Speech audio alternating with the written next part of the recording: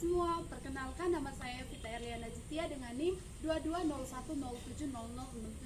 Saya adalah mahasiswa dari program studi Pendidikan Pancasila dan Kewarganegaraan Fakultas Keguruan Ilmu Pendidikan Universitas Nusa Cendana. Video ini saya buat untuk memenuhi tugas akhir semester dengan mata kuliah Pendidikan Gender dengan dosen yang mengampu, Ibu Meriana M. Doko, SH, MPD. Assalamualaikum warahmatullahi wabarakatuh. Shalom, Om Swastiastu, Namo Buddhaya, salam kebajikan, salam sejahtera bagi kita semua. Di sini saya akan menjelaskan tentang kesetaraan gender, karena setiap orang harus bisa memahami tentang kesetaraan antara perempuan dan laki-laki, di mana perempuan dan laki-laki memiliki derajat yang sama dan tidak ada hak untuk setiap orang menganggap manusia lain itu jauh lebih lemah. Sebagai seorang yang sudah mendapatkan ilmu tentang kesetaraan gender, maka kita harus menanamkan dalam diri kita masing-masing jiwa untuk saling menghargai dalam setiap hal yang terjadi.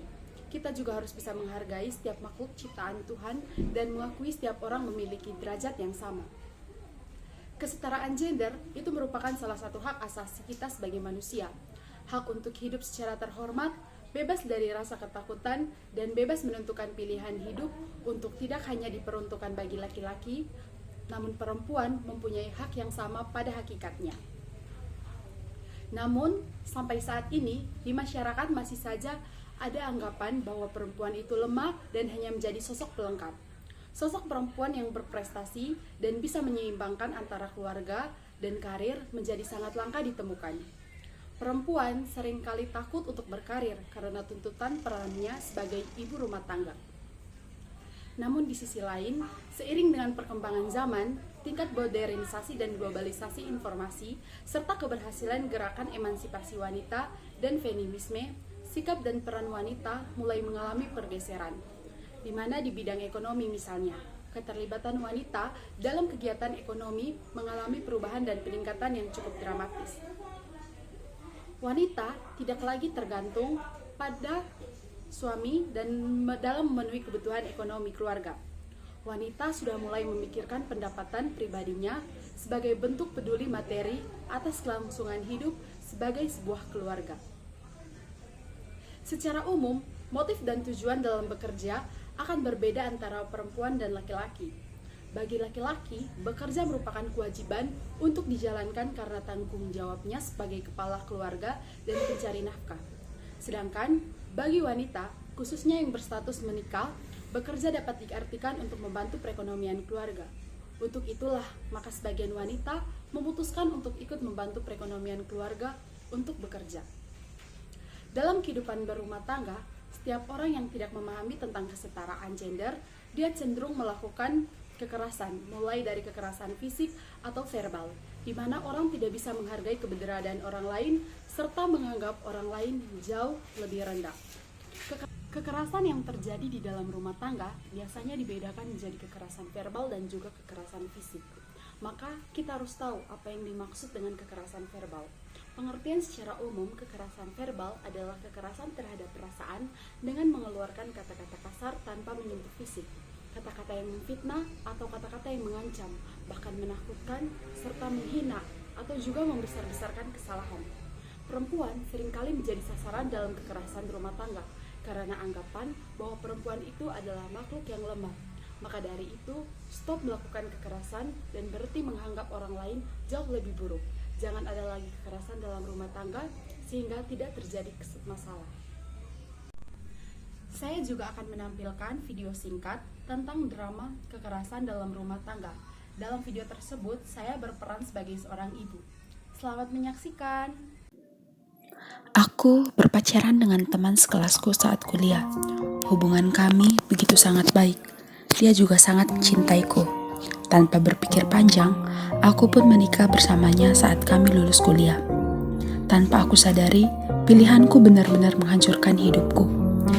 Setelah menjalani rumah tangga, semua pekerjaan aku yang lakukan, mulai dari pekerjaan rumah hingga mencari nafkah.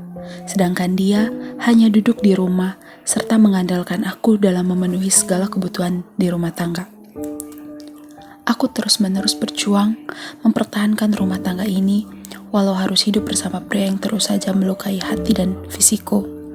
Aku berjuang demi anakku. Keluarga impian yang aku dambakan sejak dulu ternyata tidak bisa aku miliki saat ini.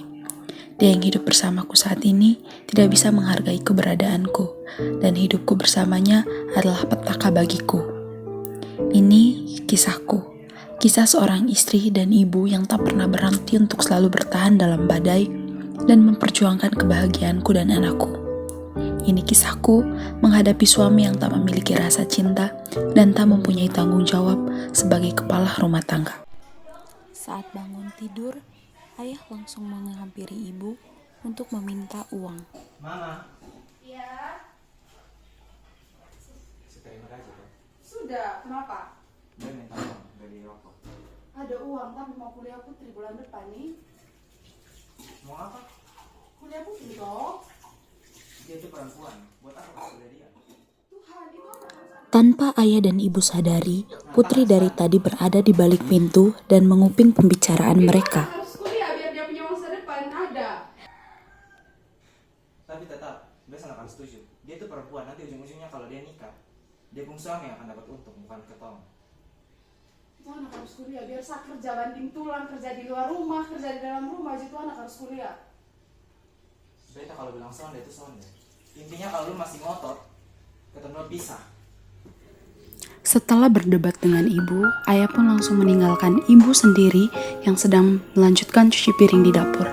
Ibu bahkan memikirkan apa kata-kata dari ayah tadi.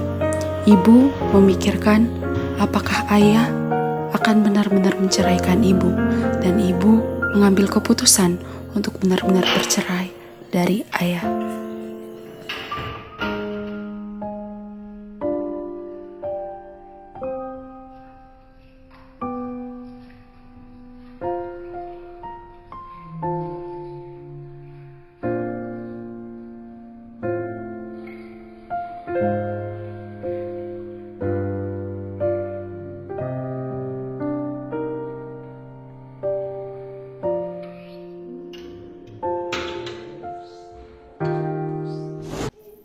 Setelah memarahi ibu, ayah pun langsung pergi dan melihat Putri sedang menangis di balik pintu. Namun, ayah tidak memperdulikan Putri yang sedang menangis di belakang pintu itu. Kuliah, Mama. Papa tidak mau kalau Putri kuliah. Tidak apa-apa, nanti Mama akan cari uang supaya kau bisa kuliah. Nanti Mama juga kayaknya akan cerai dan kau punya bapak. Mama juga capek dan kau punya bapak. Papa jangan. Papa nanti kita dua bisa. Suamiku sama-sama. tidak mengizinkan Putri untuk melanjutkan kuliahnya. Dia bahkan mengiyakan saat aku meminta untuk bercerai darinya saat itu.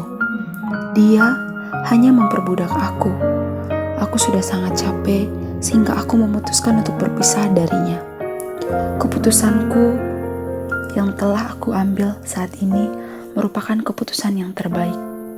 Hidup bersama orang yang tidak menghargai keberadaan kita adalah sebuah mimpi buruk yang panjang. Aku mempertahankan rumah tangga ini hanya karena aku menyayangi anakku. Dan ternyata ini bukanlah sebuah alasan yang tepat, sehingga aku memberanikan diri untuk melepaskan suamiku dan hanya hidup berdua bersama dengan anakku.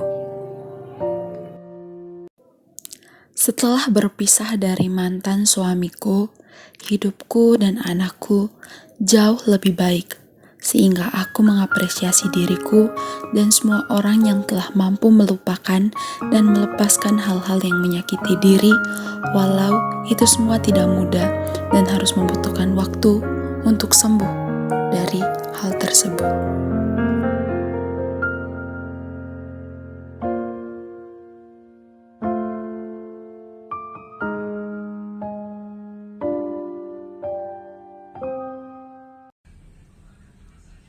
Pesan yang ingin saya sampaikan adalah perlunya kesiapan dalam membangun rumah tangga, seperti kesiapan mental juga ekonomi. Karena jika rumah tangga terjadi ketergantungan dengan satu pihak dapat menyebabkan masalah dalam rumah tangga. Apalagi jika seorang suami sebagai kepala rumah tangga hanya bisa mengharapkan istri dalam memenuhi kebutuhan rumah tangga. Begitu juga prinsip bahwa melakukan pekerjaan rumah tangga adalah tugas orang wanita. Seorang pria harus memiliki pemahaman tentang kesetaraan gender Karena jika memiliki pemahaman itu, dia tidak akan menindas atau memperlakukan wanita seperti budaknya.